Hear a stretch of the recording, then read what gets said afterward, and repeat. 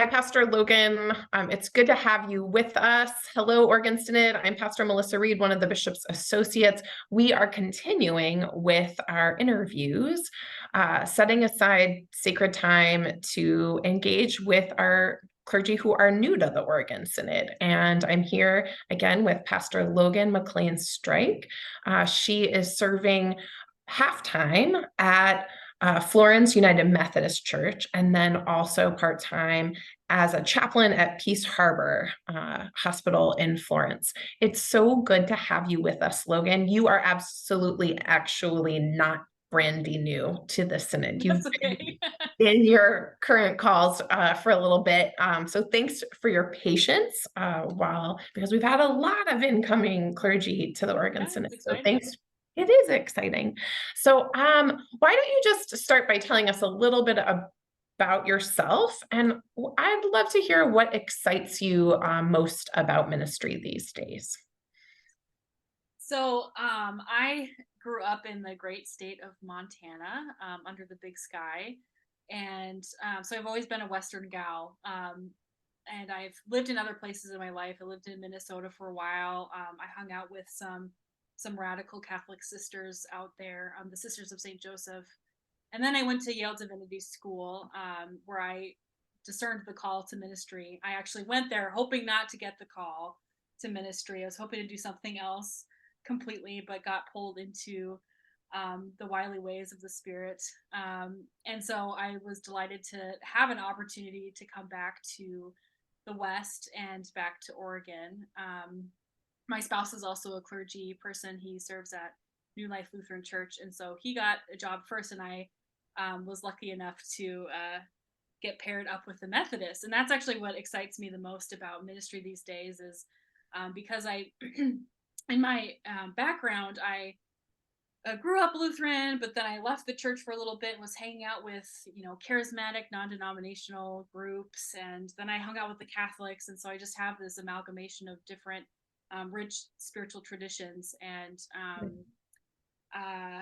went through seminary hoping I'd be a really good Lutheran and show them how Lutheran I was. And God has a sense of humor by sending me back to the Methodist, because I think part of what's in my DNA is a curiosity for what God is up to. And I think the reason why I found myself in all these different locations denominationally was because I just was curious about what was going on there, what was faithful in those spaces. And so I've learned lots of things from those different traditions.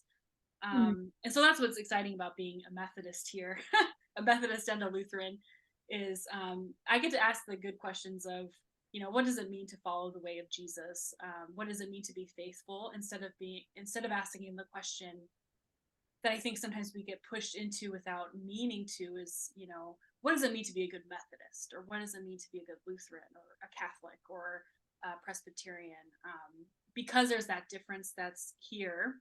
Yeah. For me, I get called into the deeper questions that I actually want to be asking. So it's fun sometimes to be like, why is it happening this way? Or, what is happening in my church that feels different than what I'm used to? And then I get to engage with myself in a new way, but also my people get to engage with me too. Yeah. And think about their faith and how their spirituality gets activated and in the world. So Yeah. Well, that is a great segue to my second question.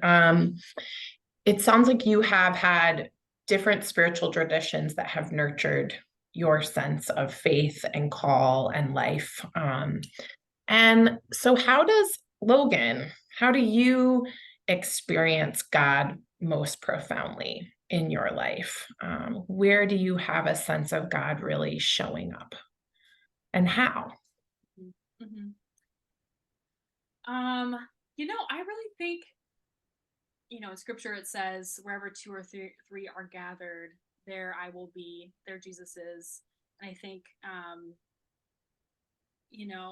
I could speak about the silence, I could speak about nature, and those are places I meet God, but I think there's something really active when people gather, either one-on-one or in groups. I think there's something really profound that has the potential to happen. Sometimes the ways we get together, there's truths that are shared that are hard to hear and all that sort of thing. But I think on the whole, there's a sense of I am like everyone else, and also I'm not like everyone else, and yet um, there's connections in surprising ways. And so I think strangely that's also where I experience God, is in the midst of those relationships and the drawing together and um, the imaginations widening, that sort of thing. So Mm.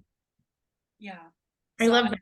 that is maybe a strange answer to that, but like really in community and in relationships, I see God at work. And I think when I have experienced loneliness in my life, it's, loneliness in a spiritual sense too, because you're not able to be with, um, yeah, Yeah, if others are the conduit through which you have a sense of the divine. Yeah. yeah, not, yeah, yeah, Yeah. When we can't be together, it's hard.